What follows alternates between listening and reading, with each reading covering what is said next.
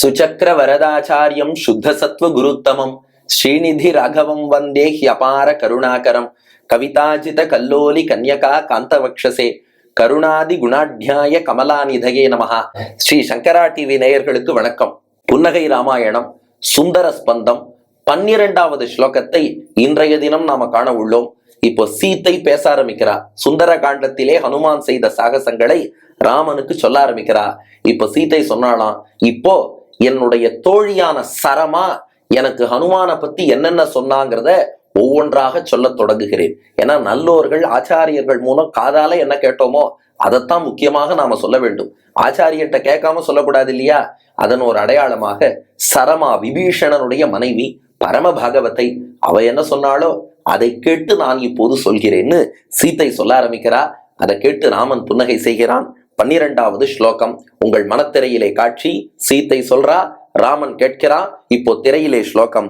நாயம் ஜானகி கேவலம் கபிரஹோ த்வத் சம்பதர்த்தம் திவஹ பூமௌ நாம கிருதாவதார விபவஹ ஸ்ரீ விஷ்ணுரேவ ஸ்வயம் இத்யேவம் சரமா சகி மம ததா சாகேதி சீதாகிரா ராமத்வத்வதனே யதேதத் அபவத் மந்தஸ்மிதம் பாத்துமாம் என்பது ஸ்லோகம். இப்போ சரமா சீத்தைகிட்ட சொன்னாலும் அந்த சீத்தை ராமன்கிட்ட சொல்றா.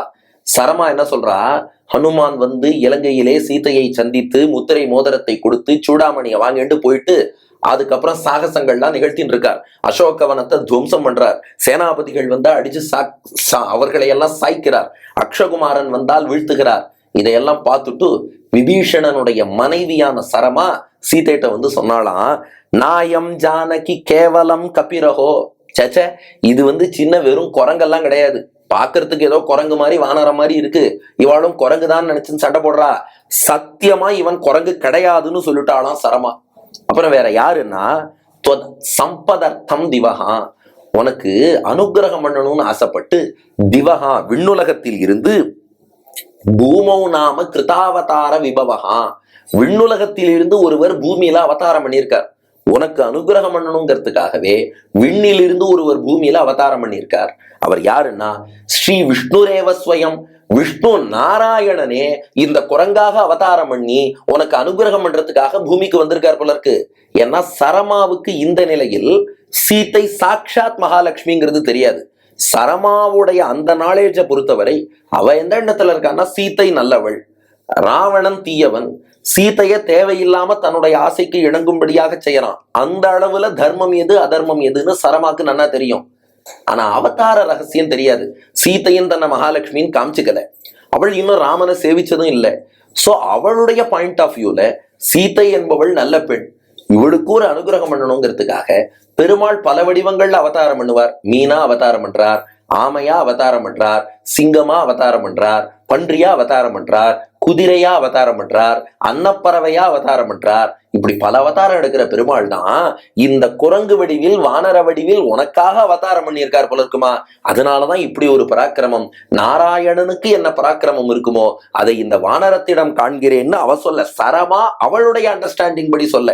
ஏன்னா இதை சொன்னா யாரா கமெண்ட்ல கேட்பா, ஏன் சார் ஹனுமான வந்து வாயுவினுடைய அம்சம்னு சொல்றா, ருத்ரனுடைய அம்சம்னு சொன்னா இவையே இப்படி பெருமாளுடைய அம்சம்னு சொல்லணும்னா சரமா அவ பார்வையில என்ன புரிஞ்சினாலும் அதைத்தானே சொல்ல முடியும். நம்மளுடைய பார்வையை தான் அவ சொல்லணும்னு நாம எதிர்பார்க்க முடியாது இல்லையா? ஆகையினால இத்யேவம் சரமா சகி மமததா சாகேதி சீதாகிரா. அதனால சீத்தை ராமன்ட்ட சிரிச்சுட்டே சொன்னாலாம், நீங்க நாராயணன் ராமனா அவதாரம் பண்ணியிருக்கேள், ஆனா அந்த சரமா என்ன பண்ணிட்டா ஹனுமான் தான் உங்க பெருமாளுடைய அவதாரம்னு சொல்லிட்டா அப்படின்னு சொல்லி சீத்தை சிரிக்க ராமத்வத் வதனே எதேதத் அபவத் மந்தஸ்மிதம் பாத்துமாம். அப்போ ராமா உன்முகத்திலும் ஒரு புன்னகை வந்ததே. அப்போ ஹனுமான் என்னையே மிஞ்சி போயிட்டான் போல இருக்கு. அதனாலதான் பரம்பொருளாகிய எம்பெருமான் ராமன் அவதாரம் பண்ணியிருக்கான். ஹனுமான் அவனுக்கு தொண்டனா இருக்கார். ஆனா ரெண்டு பேரையும் கம்பேர் பண்ணி பாக்குறவா பிரபாவத்தை பார்த்துட்டு ஹனுமானைத்தான் நாராயணனுடைய அவதாரம்னு நினைக்கிறான்னா, ஆஹா என் பக்தன் எவ்வளவு உயர்ந்து விளங்குகிறான் என்று அந்த மகிழ்ச்சியில் ராமா நீ புன்னகை செய்தாயே, அந்த புன்னகை அடியோங்களை காக்கட்டும்னு இந்த ஸ்லோகத்துல பிரார்த்திக்கிறார் வில்லூர் சுவாமி. ஆக ஸ்லோகத்தினுடைய திரண்ட பொருள் என்னன்னா, சீத்தை சொல்றா, என் தோழி சரமா இருக்காளே, ஹனுமான் பண்ண சாகசத்தெல்லாம் பார்த்துட்டு இது வெறும் குரங்கு கிடையாது, உனக்கு அனுகிரகம் பண்றதுக்காக விண்ணுலகத்தில் இருந்து நாராயணனே இந்த குரங்கு வடிவில இறங்கி வந்திருக்கான்னா அதை அப்படின்னு சீதை சொல்ல, அதை கேட்டுட்டு ராமா நீ புன்னகை செய்தாயே, அந்த புன்னகையைத்தான் இப்போது நாங்களும் காணும்படியாக இங்கே வடுவூரிலே காட்டுகிறாய். இந்த புன்னகை எங்களை காக்கட்டும். இது ஸ்லோகத்தின் பொருள். இப்போ புன்னகைக்கான காரணம் என்னன்னா, ராமனுக்கு சந்தோஷம். தன் பக்தன் தன்னை விட உயர்ந்து நிக்கிறான்னா அது பெருமாளுக்கு மகிழ்ச்சி தானே. அப்கோர்ஸ் பரமாத்மாவை விட ஜீவாத்மா உயர முடியுமானா அதெல்லாம் முடியாது.